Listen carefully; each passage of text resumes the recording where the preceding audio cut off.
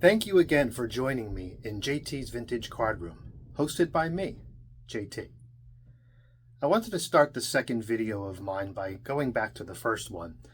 I can't say how overwhelmed I was by the response from the community. Truly amazing. The comments I got like 200 comments, close to 200 subscribers, and over 1,100 views.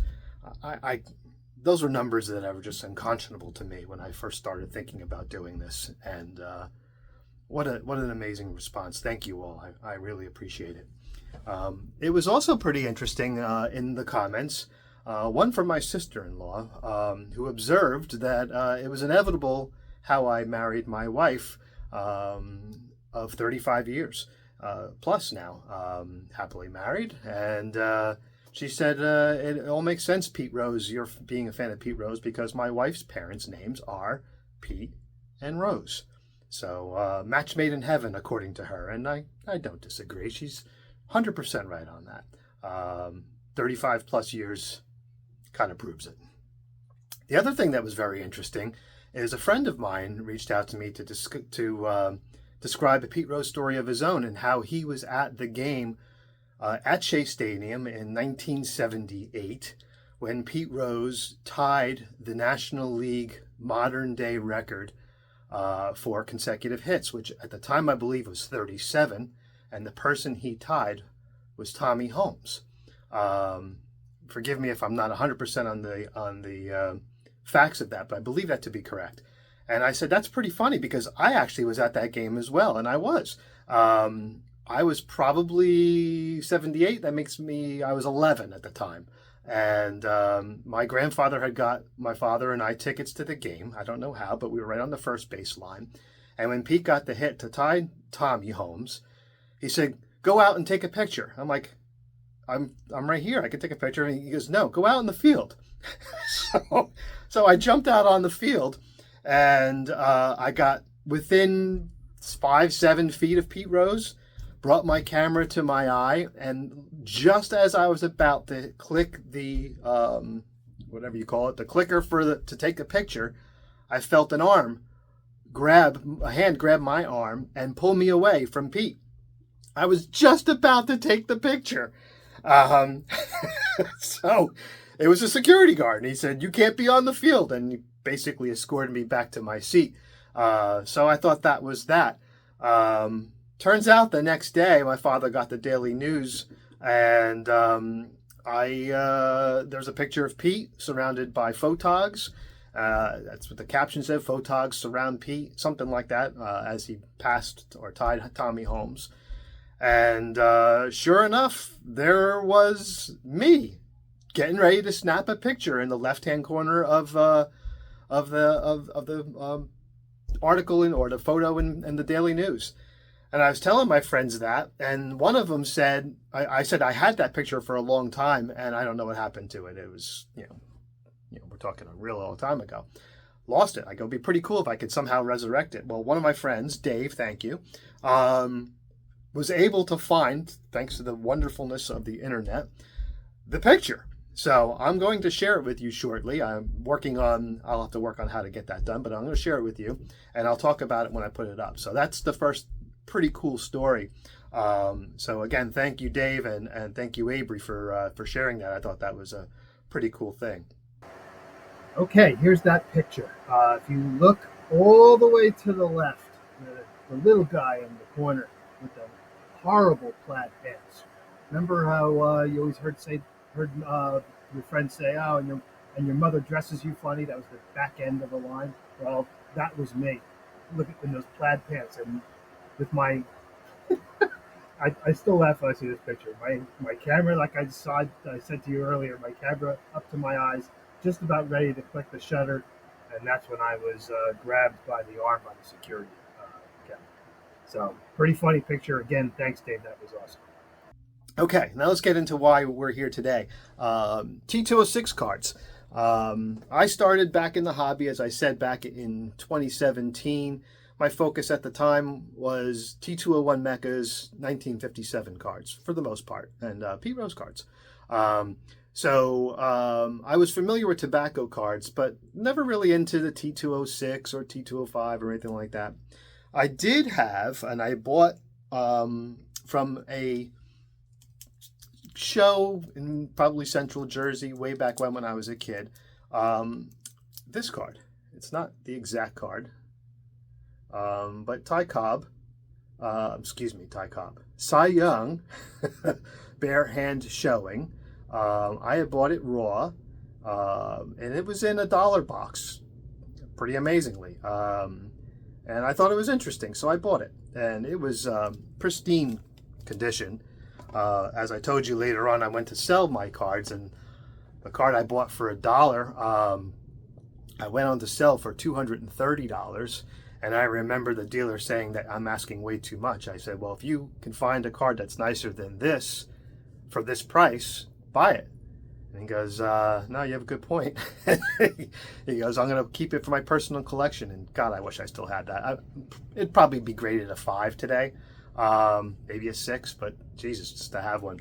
Mine, the one I have now, obviously, like I just showed you, is a 1, which is still a beautiful card. It's a very nice one. Obviously, that was really my experience with T201s for the longest time. And then about 4 years ago or so, I play softball with a bunch of guys, and one of the guys, one guy who runs the softball league, had mentioned that one of the guys' wives' uncles, hopefully you can follow that, had an old card collection that he actually saw at one point and said he'd be interested in selling it. And he goes, it's not for me. He goes, but maybe it's for you. I said, I'd love to take a look at it. I always admired the Walter Johnson portrait card. I was like, okay. He mentioned that there were a bunch of T206s. So I met with the guy and his wife. He had a price, and I went through it, and there was a little over 100 of them, all raw, all from his original collection. So this gentleman and his wife that I bought from, I believe, are probably in their late 60s, early 70s at the time. This uncle of hers probably would have been in his late 80s or 90s. So, you know, did he buy them from the packs? Probably not. But obviously he was a collector of them. I have a picture of that as well, which I'm going to show you, because actually after I bought the collection, I spread them out on the table. I just was so enamored with them. And that started my T206 journey. Here's that pick I was just talking about. Really an exciting day for me. I couldn't believe how many I got. By the way, I did end up paying about 2.5 times the price that he wanted for the set. So I think everybody walked away very happy. 2.5 years into it, I completed the set in what I call a completion of the set, which is 518 of the 524. I just can't bring myself to buy the big four. Obviously, are just ridiculously expensive, and the Demet and the O'Hara, I have them. They just don't have St. Louis on them. So to spend $6,000 or $8,000 ballpark, maybe you can get a little bit less. Maybe you can get it for a little more for a 1 or a 2. There's other cars I'd rather have, really. So I stopped at 518. And interestingly enough, as soon as I stopped and finished, I should say, the set, the first thing I did, and those of you who have worked on any set, I'm sure do the same thing, is I went back and said, okay, what are the ones that are just awful? Let's get rid of the scrap pile. And none of them are really terrible, but I wanted to upgrade the set to be mostly like in the 2 range. Again, probably 60-70% of the set is raw. And I don't know about you guys, but there's something about handling a raw card. It brings me back to my childhood days. I remember I bought a 1952 collection, a Bowman, not Topps, and they were just beautiful, and they were raw, and there was just something about holding them in my hand that just brought me back to being a 10-year-old kid again. Take that with T206s, and that's a whole nother level. It's just amazing. So thank you to the gentleman who sold me that collection. I have them all still. They're in a binder. I have replaced some that were really beat up, but for the most part, they're all still there. And that led to me wanting to really complete the set. I would say I have maybe 2 or 3 cards left that I would, I've said that plenty of times, but I have 2 or 3 cards left that I probably still want to replace, but for the most part, the integrity of the set is that 1.5 to 3 or 4 range. A lot of raw, not all of them are, none of them are perfect. And I think that's the way cards that are 115 years old should look. Love them. So with that, let's show some cards. I'm not going to show you a bazillion of them. Sure you've all seen them, but I picked out some of the ones I thought were interesting, and I figured I would start with some of the more eclectic ones that are my favorites. So here is one, John Titus. What's unique about this one? The mustachioed one. This card has gotten fairly expensive over the years. This is a really nice example of it. But this is the last card that featured a ball player with facial hair until 1971, I believe, which was Dick Allen. I think Mike Petty is a big fan of that card. I think he had mentioned it as one of the top cards, Baseball Card Hall of Fame. I think he nominated it for. And actually, I thought it was a very excellent selection. Probably not a card most people would think about, but there's some historical significance to it. And obviously, with the Titus card being worth more money simply because he has a mustache, I think there's something to Mike's claim. Next one is that I really like is a Dummy Taylor.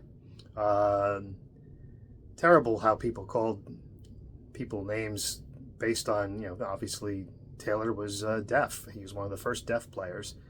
The name of the other guy, Dummy Hoy, I think it was, is the other deaf player. And, Taylor was a very good ball player.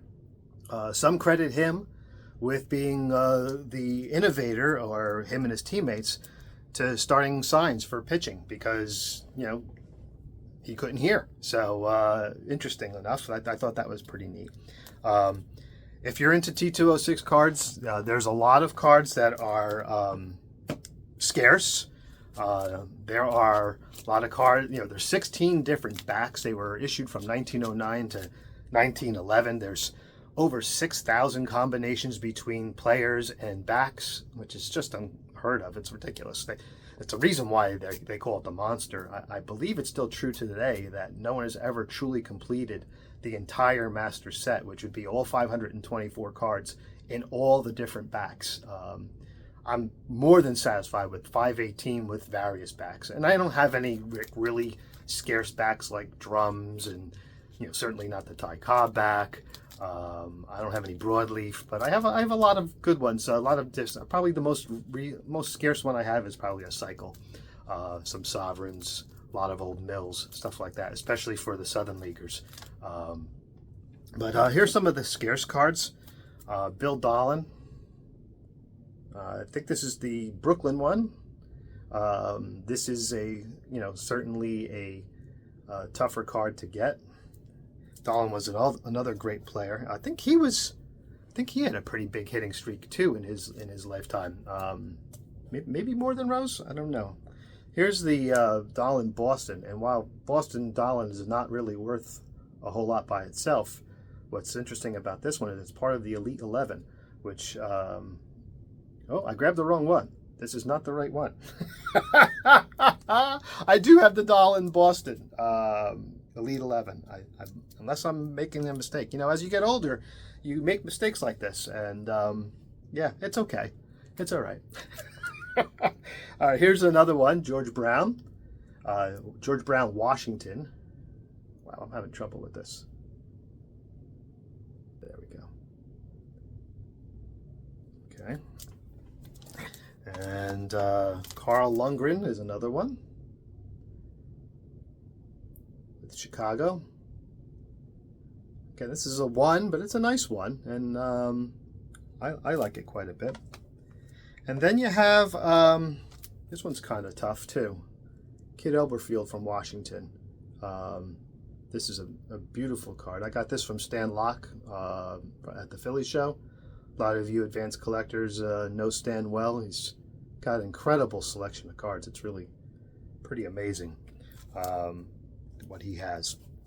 I also figured I'd show you a couple of Southern Leaguers, which I always thought were, some of them were tough. These three are probably some of the toughest ones. Juan Violet. Very difficult card to get. Carlton Molesworth. He might be the toughest Southern Leaguer. Molesworth. And last but not least, Shag Shaughnessy. I believe he is the inventor of playoff baseball. He has actually a very interesting history. I used to know it all by heart. I don't right now, so I'm not going to try to recollect everything. But that one fact I do remember. But I always love this card because he looks like the haircut. It was just, you know, very unique. So those are some of the rarer cards. Let's talk about some Hall of Famers. We'll start with some managers. Here's a Huey Jennings. This is one card of Huey Jennings that I really like. Almost all of his other cards have that "ee-ah" and he's jumping up and down, and I don't know. Just they don't do much for me. This is just a nice, clean card. I like that one. Some may say the greatest manager of all time, John McGraw. Pat, that one's for you.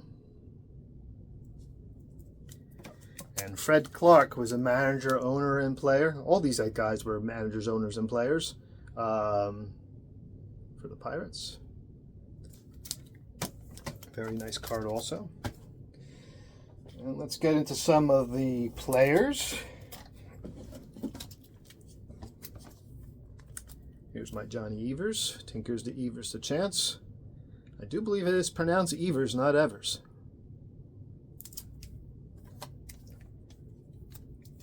Ty Cobb's outfield mate doesn't get enough credit even by Ty Cobb's words. Sam Crawford, the all-time leader in triples. Great card. I'm not showing the backs on these. Maybe I should, but like I said, almost all of them are Sweet Caps, Piedmont, Sovereign, Old Mill, Cycle. Nothing terribly Polar Bear. Nothing terribly scarce. Here's Chance. I don't think I pulled a Tinker. Again, I have them all, but I don't think I pulled them. This is a nice Chance. I like this one. Zach Wheat from Brooklyn, outfielder. I believe this is his rookie card. I like this card a lot. Love the background. That card reminds me a lot of some of the E91s that I've been collecting, the American Caramels. That's what I'm working on now, the Hall of Famers. And that sunset background, just I love it. Here's a Home Run Baker.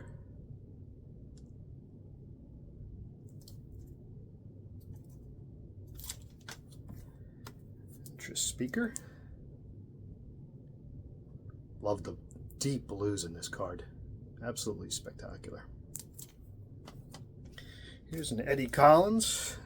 Same reason why I like the deep blues, that reddish maroon. I'm a little colorblind, but whatever color that is, I like it. I actually bought this at the Philly show.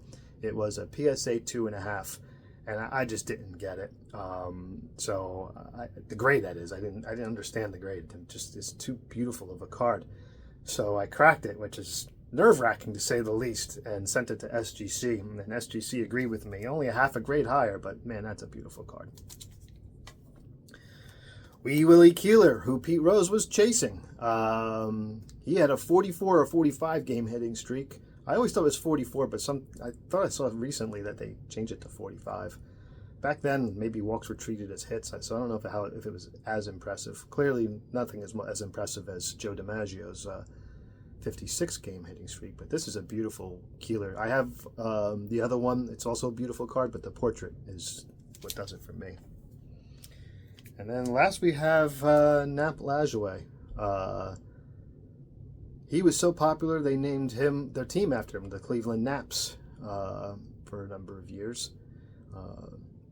Incredible player. I love the story of him and Cobb vying for the batting title. I believe it was 1910. Back then it was the equivalent of the MVP, which was called the Chalmers Award. And the Chalmers was a name of a car, I believe, and the Chalmers is what the gift was. And a lot of teams hated Ty Cobb, and Ty Cobb was the leader. And going into that final game, and Lajoie came up to bat, and the third baseman and the manager, I don't remember all the players involved, but the manager told the third baseman to back off a bit. Lajoie saw that and bunted 6 times or something like that. It ended up basically tying Ty Cobb. Later it was learned that Cobb was credited with 2 hits that were counted twice, so Lajoie legitimately won the award. They gave it to Cobb in the end because he had the slightly higher average, but in the end, due to what the people were saying, it's ridiculous, we should have the Chalmers Award go to both. They acquiesced and gave a card to both of them. Like I said later on, it was determined that Cobb had two hits counted twice. So that put Lajoie ahead in the record books for that year. T201 Mecha Cards, which I will do the double folders. I will do a video on those cards.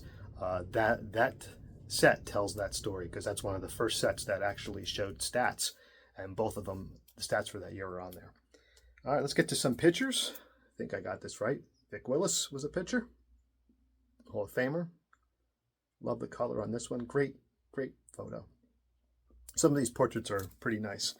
I'm not really a huge fan of this, but it is incredibly good condition card.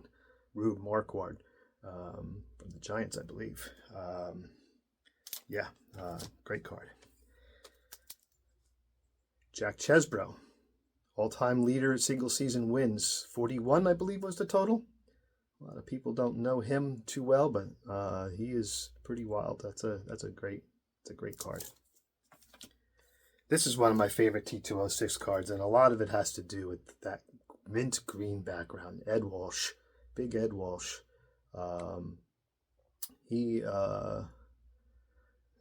Great pitcher. There's some very important stat about him, and I don't know why I'm drawing a blank right now. Again, it happens with age, but love this card. Mordecai Three Fingers Brown. I think I picked 2 of these. Yeah, I do. I have 2 of these here. The portrait's so nice, and really I love the Chicago on the shirt, which is Chicago on front card as well. For those of you who don't know, Three Fingers was his nickname, and he got that from I believe it was a lawnmower accident, and or a machinery accident where he lost a couple fingers or portions of them were chopped off. Interestingly enough, that is what he credits. The way his hand was mangled helped him throw the ball and make it do pretty funky things, and he said that's what got him his success. Once again, another example of how tragedy can turn into a triumph if you take advantage of it. And that's a perfect example. Here's the Chicago on shirt brown. Another beautiful card. Addy Joss. He has a couple of cards in there. And another beloved player who died way too young. I guess you could say, if I'm not mistaken, this was the beginning of the All-Star game. When at his funeral, all the players got together to try to put together a fund for his wife and children, and all the biggest players got involved. Even Ty Cobb, who's gets a bad rap for being not a great person, and that's probably true. But he yeah. Here's a nut job. Man, what a great pitcher. Some of the stories you hear about Rube Waddle are true. Some of them are not. But I just love that card. And he kind of looks a little like he's ready to explode on this one. This great looking card. I know it's a 1, but who cares? It's just gorgeous. I love it. All right, let's get to some of the big dogs. Christy Mathewson, dark cap. I'm not a huge fan of the portrait. I love the white cap and the dark cap. No reason to show both. The only difference is the cap itself. But this 4 is just, I love it. It's a great card. And I already showed the Cy Young, but I'm going to show all three. Another nice card. I'm trying to eliminate some of that glare. And then, of course, the portrait. Beautiful card. My favorite pitcher from the old time days. You know, this was a card I really wanted, and I finally got one. This was the Walter Johnson. This was from that big collection that I bought that was in there. Again, not in great shape, but who cares? Absolutely gorgeous card. And I've really come to love this one of Johnson's, hands at chest. I like it almost as much as the portrait. Maybe the same. I just Walter Johnson cards. There's something about them. They're just great. And then of course there's Tyrus Raymond Cobb. He has 4 cards in this set. That on shoulder. That off shoulder.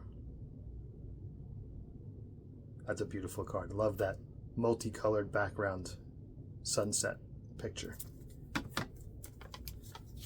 Probably the most popular of the bunch, the red portrait.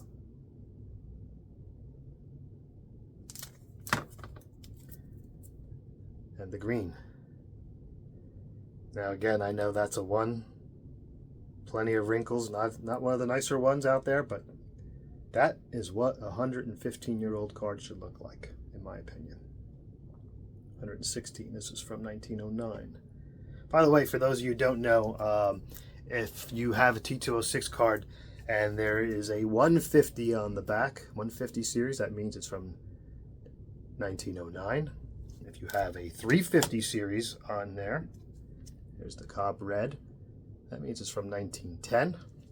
And if you have a 350 460, which is the bat off shoulder, that means it's from 1911. And then of course there's variations of those. This is a 350 460 420 overprint, 42 factory 42, which is a little more rare, and then it's an overprint. So this is that bat off shoulder. This is a really great card. I love this one. This might be my favorite Cobb from the T206. So that's my T206 story. Hope you enjoyed the video. It was probably ran about 5-7 minutes longer than I wanted to, but it's the monster. It deserves to have a lot of time devoted to it, and I hope you enjoyed it as much as I enjoyed collecting it. I look forward to seeing you on my next video, and remember, all we're doing is trading paper for cardboard. Do it responsibly, but all we're doing is trading paper for cardboard. Enjoy. Talk soon.